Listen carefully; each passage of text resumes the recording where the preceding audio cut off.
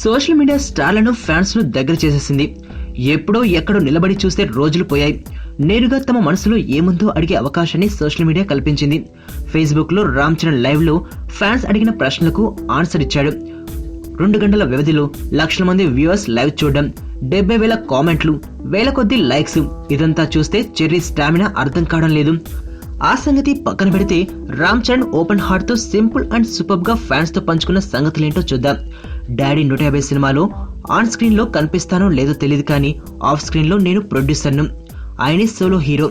Maybe ఓ song చేస్తే చేయొచ్చు, అది కూడా వినాయక్ గారి డెసిషన్ పై ఆధారపడి ఉంటుంది అంటూ మెగాస్టార్ 150 పై మాట్లాడిన చరణ్ చిరు సినిమాకి కత్తిలాంటి టైటిల్ కాదని త్వరలో మంచి టైటిల్ అనౌన్స్ చేస్తామని చెప్పారు. ఇక పవర్ స్టార్ పవన్ కళ్యాణ్ తో సినిమా ఎప్పుడు అంటూ వందల కొద్ది క్వశ్చన్ చేశారు.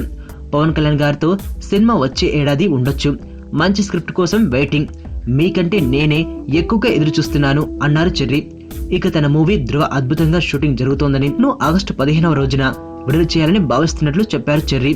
అక్టోబర్ మొదటి వారంలో లేదా 2వ వారంలో రిలీజ్ చేస్తామని చెప్పారు.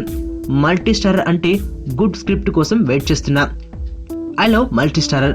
పవన్ కళ్యాణ్ తో మల్టీ స్టారర్ అంటే మా ఇద్దరి కమిట్మెంట్స్ పూర్తయ్యాక కలిసి చేస్తాం అని ఆన్సర్ ఇచ్చి ఫ్యాన్స్ ను ఖుషి చేశారు cherry.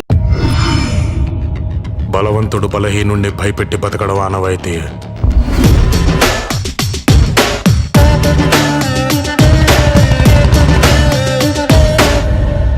But for a change ఆ బలహీనుడి పక్కన కూడా ఒక బలం ఉంది.